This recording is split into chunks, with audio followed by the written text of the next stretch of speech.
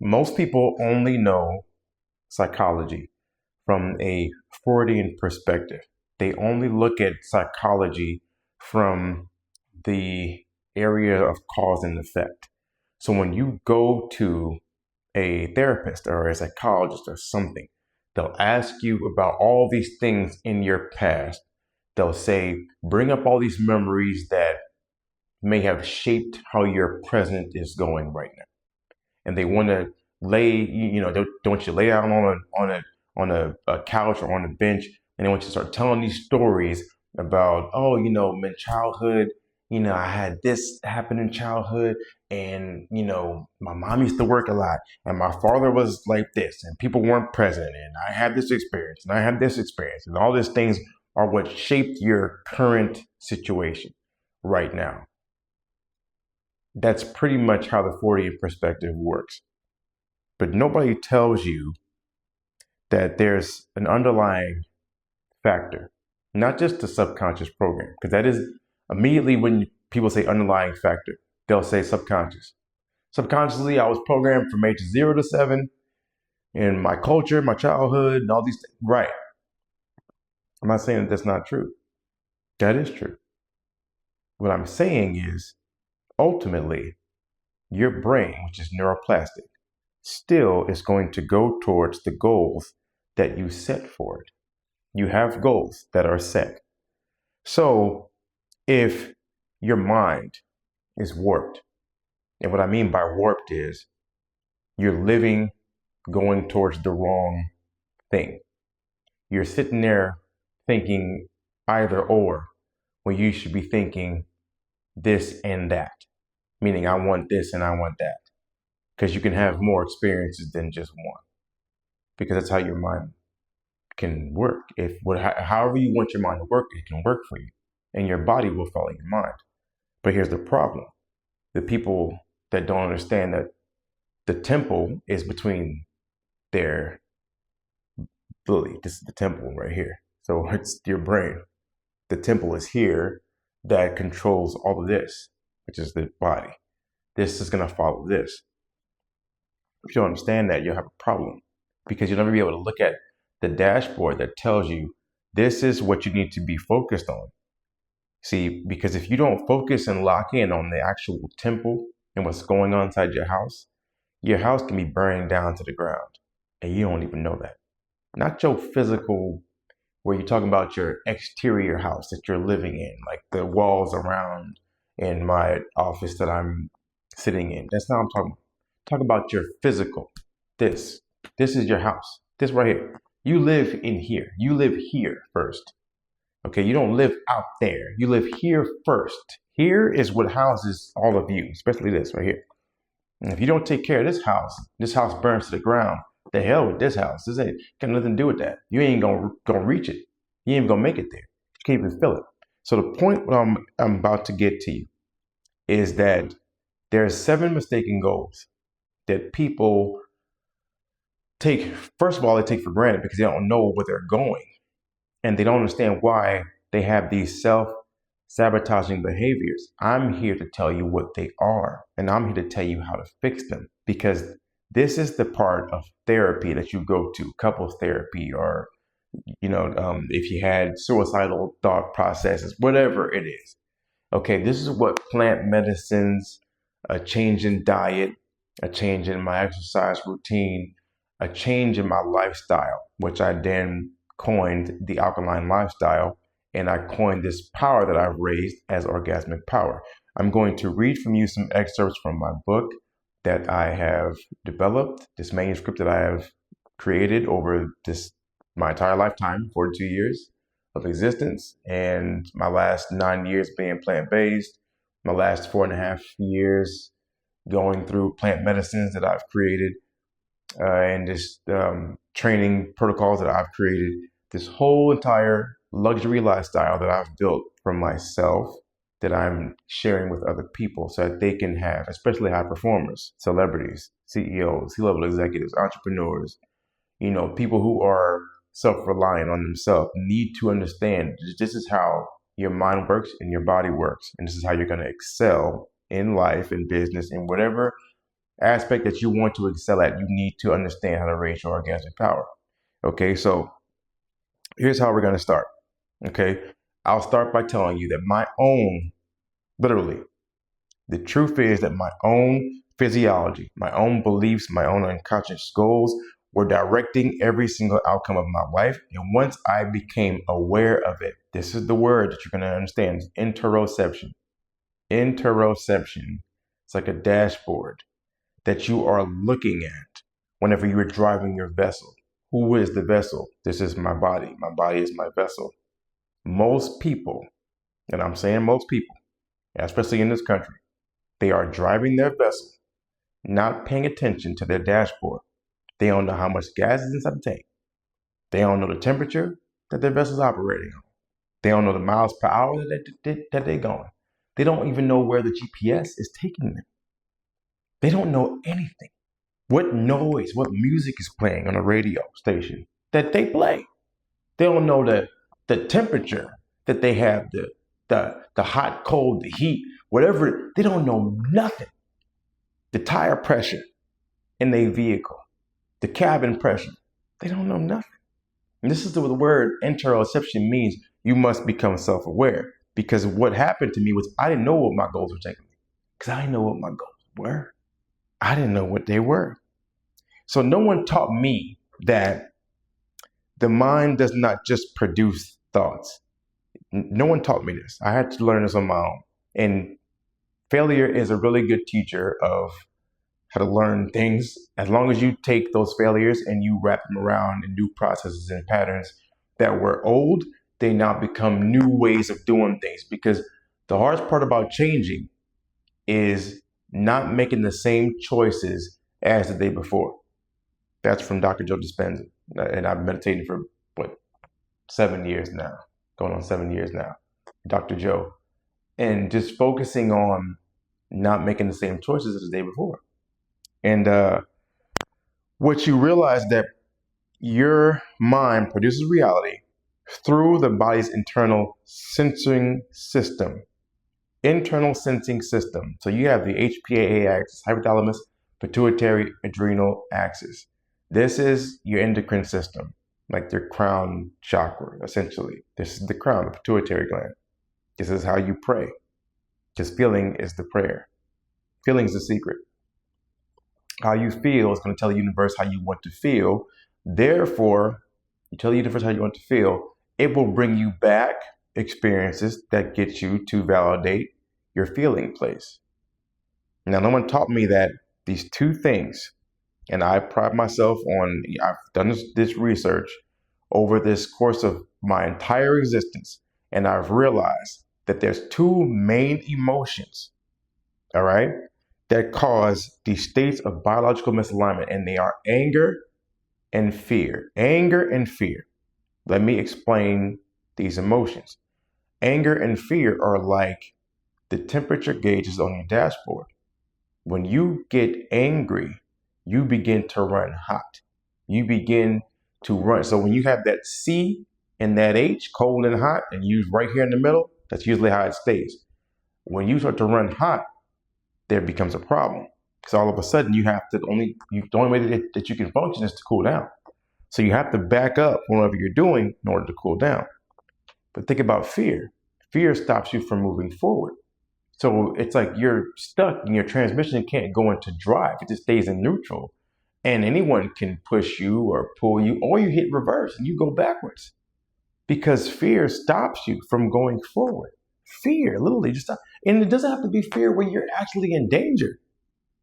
It's not that the thing that most people in this day and age are afraid of is changing, is not being the same as yesterday. Yesterday can be awful, can be miserable, but just because it's known, they'll stay at that same state in their environment, in their mind, in their thought process, because change is so scary for people not to be able to feel something that is familiar. Familiarity is causing people to be mediocre. So, shame. People have these things of shame, guilt. Shame is not an evidence of failure either. Shame. but it's evidence of distorted interoception.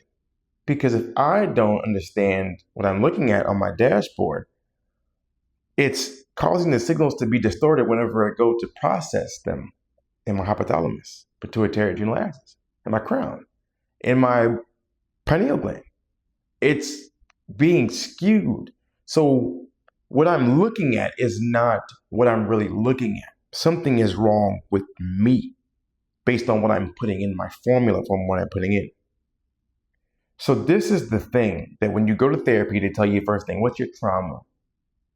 They ask you, how have you been hurt? But it's not from the outside. They should be asking you, how did you hurt yourself? Because this isn't the thing. Trauma isn't a thing. It's just a story that your body writes when your internal chemistry is not coherent. You wrote the story of misperception. Perception is just belief from the environment. Belief, the awareness of the environment. So you have signals that are being generated through your actual brain that's inside your skin, your cellular membrane. You see, if you've ever been in a Waymo or in a Tesla, autonomic, like driving, essentially, autopilot, it's just driving based on sensors all over the car. Your body does the same thing. It takes all these different things from the environment that's around you and it processes them at lightning speed. Okay, so once I did this, because look, my life was in shambles. I'm keeping 100 with y'all. I was so weak. I was unattractive. Aesthetically, I was weak. I hadn't been in the gym. I didn't have any money. I didn't have any belief in my own philosophy. I had some belief, but not enough belief to where I wanted to be seen. I was so afraid of being disliked by the people around me, not even the people on the outside, people who didn't know me. I didn't care about that. I cared about my family liking me or my partner, my romantic partner at the time, her liking me. I cared about people who were close to me. And here's where people suffer. They're seeking validation from their family or their friends or their spouse or their romantic partner, girlfriend or boyfriend, husband or wife. And you're not going to get that unless that person's in alignment with your vision, with your goals, who you are, and they have all the level of respect and admiration for themselves, just as you have for yourself. They don't have it, ain't gonna happen. I was living in my ex-wife's car, with my 2 dogs. I didn't have like a huge following at the time. I built one. I built 10,000 followers on the TikTok app just by me going live outside on PCH Highway when we used to go take a shower at the beach. We would go to the little beach showers on off PCH in West Malibu. We would go take a shower, and I would, after I had showered, I would clean up, take a towel, dry myself off, and I would go live, and I would go to teach my philosophy. I didn't care where I was, what I was dressed. I didn't care about it. I cared about sharing the philosophy because I knew it was right, because I believed in it so much that I knew it was right, and I knew it was only a matter of time before the outer world would catch up with my inner world, because I was going through a cellular transformation within myself. I was the only person at the time who was detoxing by myself, because I figured who better to try this experiment on than myself. So if I can change my own life, I can change everyone around me, because I'll radiate light and positivity, and that's what changed me. So what happened was I was malnourished, man. I was exhausted. I was always tired, had so many parasites, I'm sure, from years of poor dieting. Like, mind you, I've been plant-based for the last 9 years, but I used to eat so much meat and, as they said, protein. That's what I was trying to get my protein from. Now I scrap that word because it's not even a real word. But I was believing I was getting my protein from eating meat, because I didn't know that all meat came from plants. I had no idea. So I was inflamed. I was hurting. I was mentally spiraling out of control. I was 20 pounds underweight. I'm 190 pounds now, about 185 through 190. Like, I stayed in that area. I was about 175. I was low, man. I hadn't been to the gym. I couldn't push nothing. I was done, but what I realized was all I had to do was understand, whose fault is this? It was my fault. It was my mistaken goals. And that was the truth that was coming to me as I was meditating. Fidelis, you're experiencing everything in your life because of you. You are the cause of your effect. Not because I'm bad. It's not because I'm evil. Because I'm misaligned. I'm not coherent. And so this was the thing. When I realized that, it didn't comfort me. It wasn't some, like some epiphany that made me feel at ease. There was no ease. I was like cracked open, and all of a sudden I realized that if my life was my creation, then my suffering was also my creation. My losses were my creation. My failures were my creation. My relationships collapsing were my creation. Me picking the wrong relationships was also my creation. My anger was my creation. My homelessness, my heartbreaks, my self-sabotaging behaviors. I was never a victim of any traumas, period. I can go on for days about how people frauded me or they did this or I got schemed, I got played, relationships I got played, or, business. So what? It's called misalignment. And misalignment can be fixed. So this is the real problem. My interoception. Think of it like a sixth sense. Your interoception is the body's ability to sense itself. I did not understand how to connect me to me. So there was nobody home in my home. I was somewhere out in the field and my home was just drifting. There was no sixth sense. Think of interoception like this. It's going to be able to sense how safe you feel, how confident you feel when you go into a room or on stage for a speech, how safe you feel in an environment that you've probably been or never been, how you interpret stress that comes to you. Either it's eustress, which is good stress, or it's distress. It's gonna determine how you process your emotion. So you may process emotions in a bad way where you're reactionary all the time. You don't let them come through you and flow through you. How you build your identity, like your self-image, because you can't outlast the limits of your own self-image. That was from Earl Nightingale. And talking also about, there's a book, I think I have it somewhere. I'll find it. It's called Psycho-Cybernetics by Dr. Maxwell Maltz. He was a plastic surgeon. And he was pretty much one of the guys that coined the term self-image, because he was one of the people who understand that they can change how they think about themselves. And that was a really big thing. How you attach yourself in relationships, how you regulate your anger, how you perceive threats, how you experience your own body. This is all interoception. How you make choices and decisions, how you process your desires. So what interoception does is it governs the formation of the self, your emotional experiences, and your consciousness. When you have distortion in an interoceptive signaling, it produces distortions in emotional, cognitive, and interpersonal function. So I'll say it again. Distortions in interoceptive signaling produce distortions in emotional, cognitive, and interpersonal functions. When you have a distortion out from how you depict what's out there to in here, it's going to cause a distortion in how you're feeling, how you're processing things. You'll think that this is a bad thing, when in all actuality, it's fine.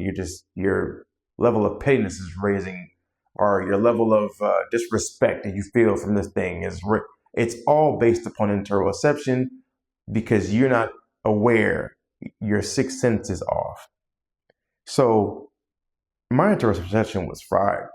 My interoception was basically gone. And so, because I was so inflamed, had so many parasites from bad eating, acidic blood, from this too many angry, negative thoughts. This is what produces cortisol into your blood. Dopamine collapse, oxytocin suppression, vasopressin overload. I was doing all of this. Fragmented sleep, cortisol flooding, emotional numbness.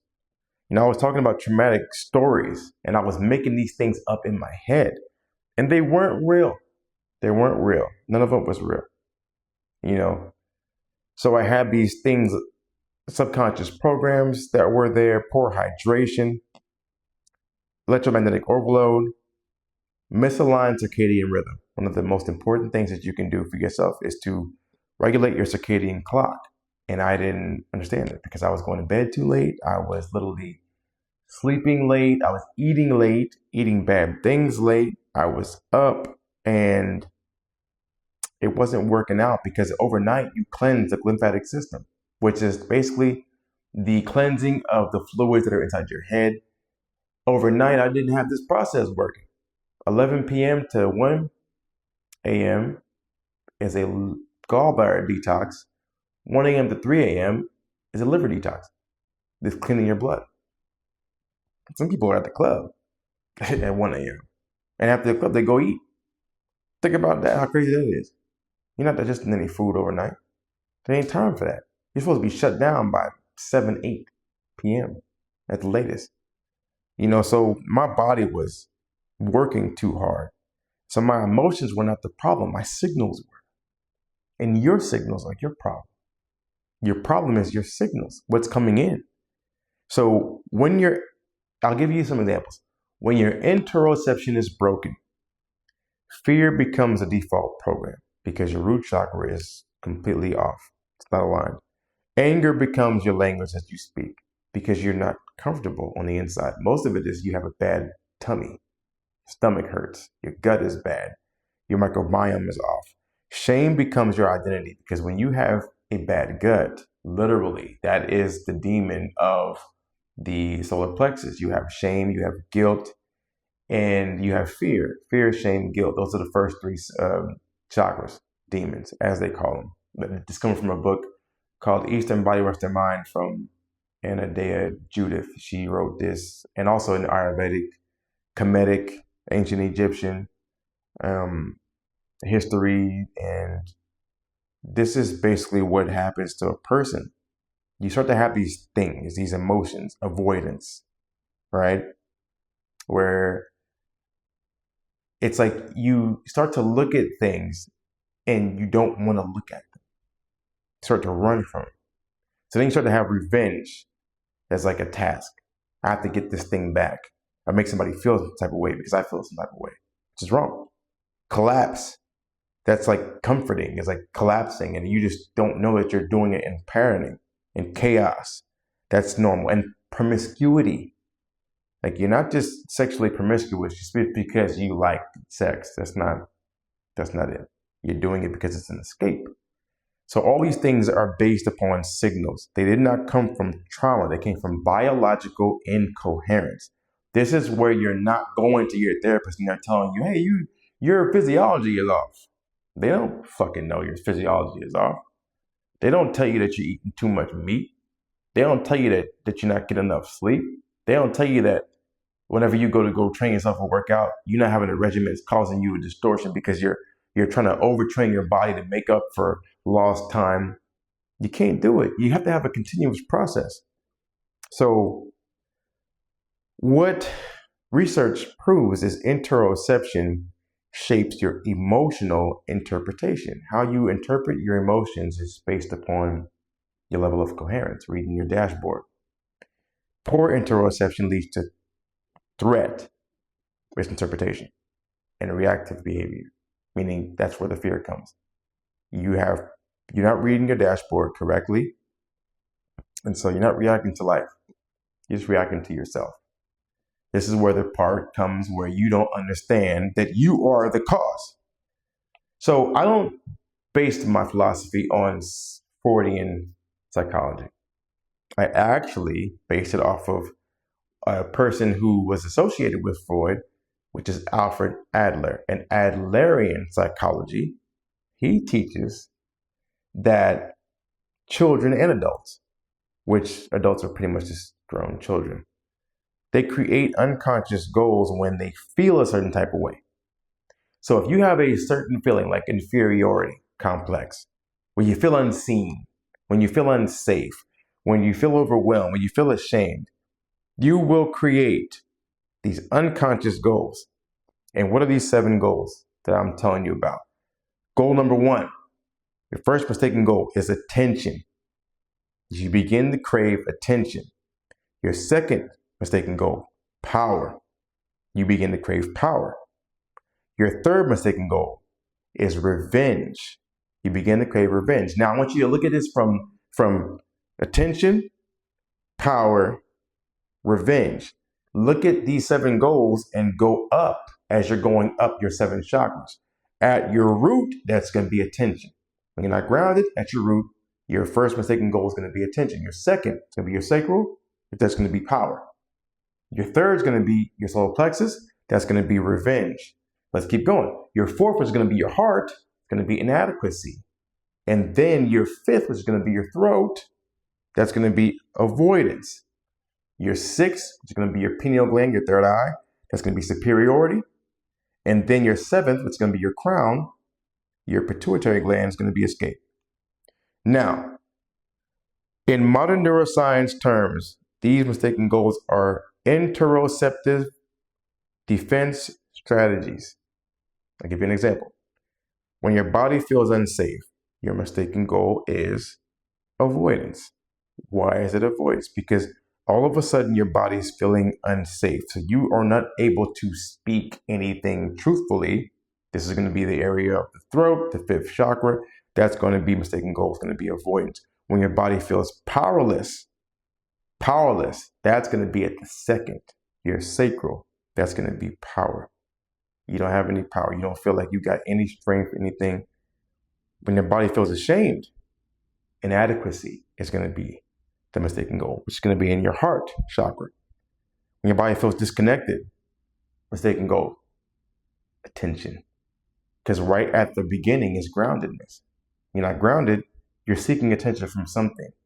So now you're going to go buy Louis Vuitton, Gucci, go get a Rolls Royce, go get the Rolex watch, go get the nicest thing on the block because you think that this is going to give you the attention that you're seeking. And that's not actually true. It's not the case. You're only going to get the attention from you being able to treat yourself the way you must treat yourself. Man, show yourself the attention that you need. Because once you can do that, you won't crave the attention from the outside. So when your body feels attacked, mistaken goal is going to then be revenge. Because now you feel like you have to go back to get something back or get someone back. And when your body feels insignificant, mistaken goal becomes superiority. So that's how all these mistaken goals start to creep up. And lastly, when you feel overwhelmed, your mistaken goal becomes escape at the crown. You start to run from the real purpose that the divine has for you. So these are reactive identities and not core truths.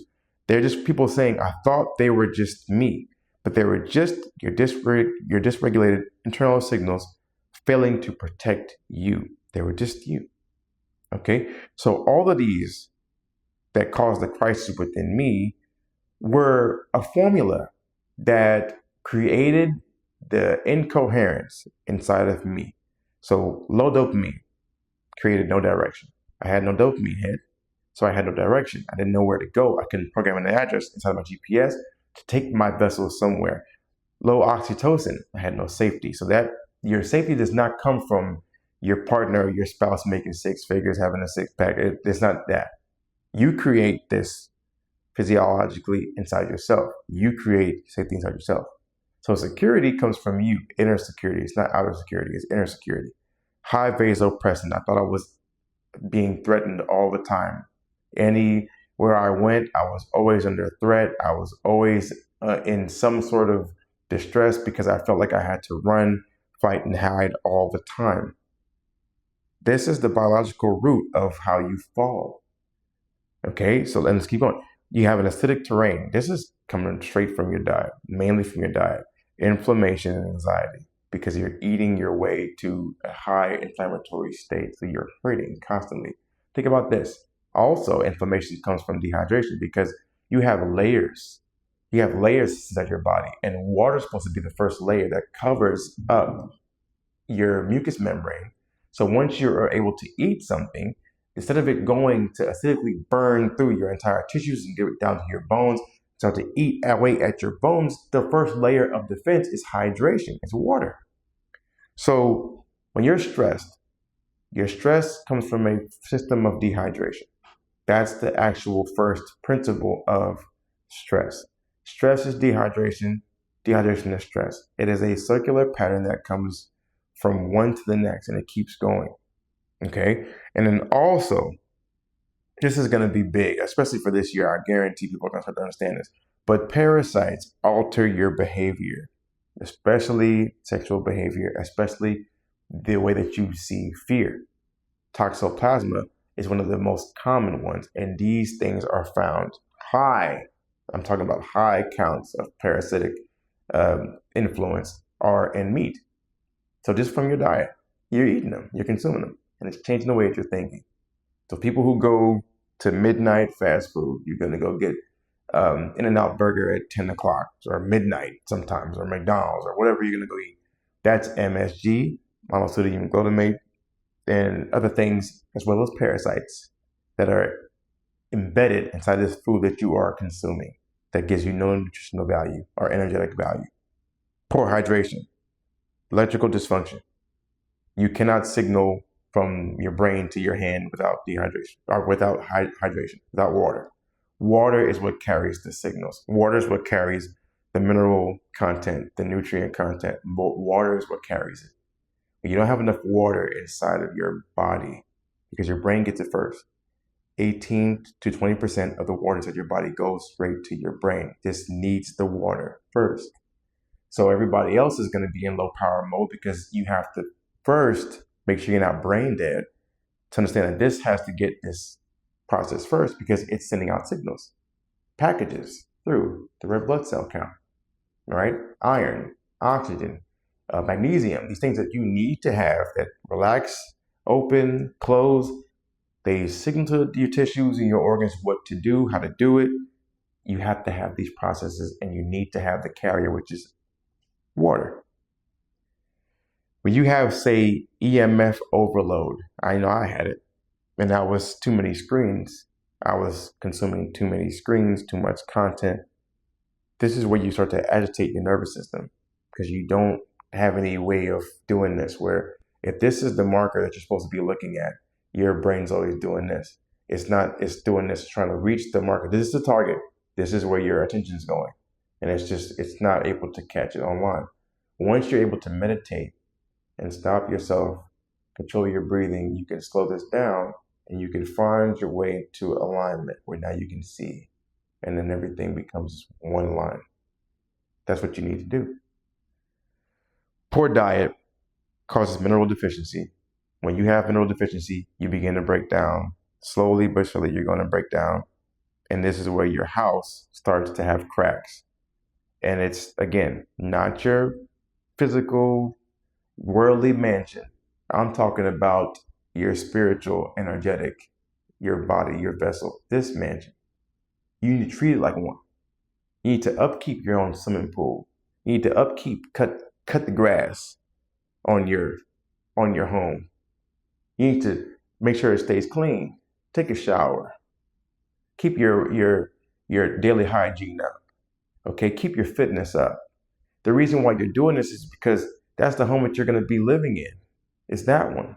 You don't just stop the process because you think that's what people are due. Oh, when I'm 50, I can't run anymore. I can't go play outside. Like, that's not how you do it.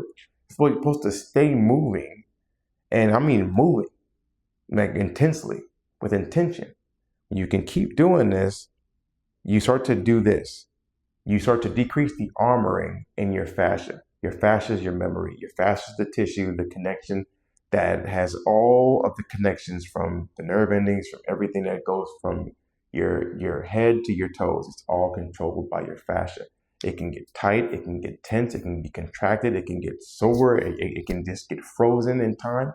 And if you don't find emotional releases, you create suppression where you're just squeezing this and suppressing it and pushing down on it. So it's misreading your internal world. And it projects that misreading onto the outer world. Okay, so I talked about the field in our last video. The field does this. It entangles with your mistaken goals. And what this quantum entanglement research this confirms that human cognitive states become intertwined. So all of a sudden, they influence decision making and perception. When you have this entanglement, you walk into a room full of prisoners, full of victims, full of angry people. You yourself, if you stay there long enough, will become a victim, a prisoner, and an angry person. If you walk into a room of happy, wonderful energy, high energy beings, nothing but joy and all these wonderful things, you will also become that. That's the difference between constructive interference, good vibes, and destructive interference, bad vibes. That's the difference. That's the sole difference. Nothing else. So human attraction and bonding mirror quantum entanglement patterns. That's the mirror, quantum entanglement. When you can understand quantum entanglement, what happens to you, you begin to be intentional about who you entangle with, because your energy field pulls in through your radio receiver and your crown people who match your emotional distortion. When you're in chaos, you attract more people in chaos. And I mean groups of people. Don't think it's just some happening by chance. These aren't chance occurrences. Okay, you're the manifestor of whatever you have that comes into your life. So people who match your emotional distortion, they will come into your energy field. Partners who mirror your internal chaos.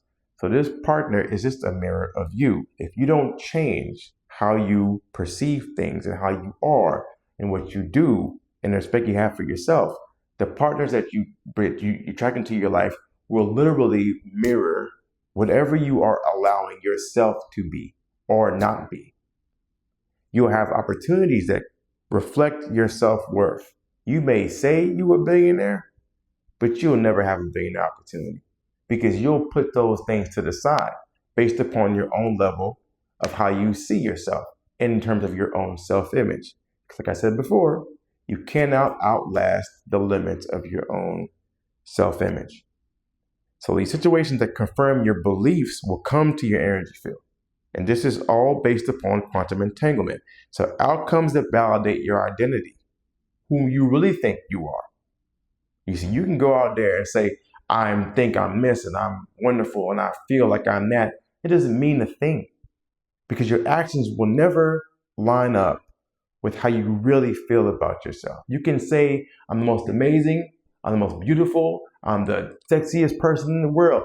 I guarantee you won't find your ass up in the gym. You won't find yourself up on a treadmill. You won't find yourself eating the right food. You won't find yourself getting the right sleep. You won't never do any of that because you're only doing it for validation from the outside. You don't have validation from the inside because you don't actually believe that about yourself. This is where quantum entanglement causes a problem. So what quantum physics really makes one thing clear, and it's painfully clear. It makes it painfully clear. You don't attract what you want. You never get what you want.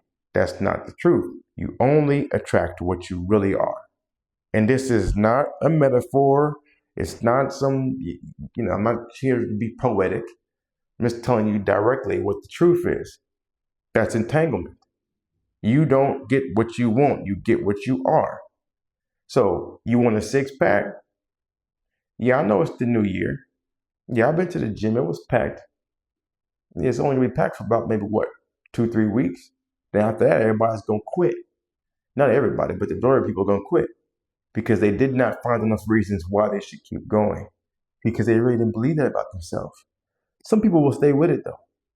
People say that that's going to be a 1% out of that 100% of brand new faces that come in there. Probably 1 or 2% are going to stay with it. The rest of them are going to fall off. You see? And so that's what entanglement is. So you'll begin to attract the things that you are being. I was scared, so I attracted people who are scared. I was angry, so I attracted people with conflict. I was entangled with all these things. I was ashamed, so I attracted people with rejection of themselves. That's what shame does. It makes you reject yourself. It makes you hate yourself. When I was numb, I was entangled with abandonment. Where that's what I kept attracting to myself. Abandonment situations, people who abandon themselves. I never could keep my word to myself. I never could sit there and say, I'm going to do this and I'm going to go and I'm going to follow through with that thing. I always had a problem with finishing what I started. So finally, I just like, fuck it, I'm not doing it no more. Because you get to a point where you just, it's not worth it. You get to a point where you just don't want to keep quitting on yourself.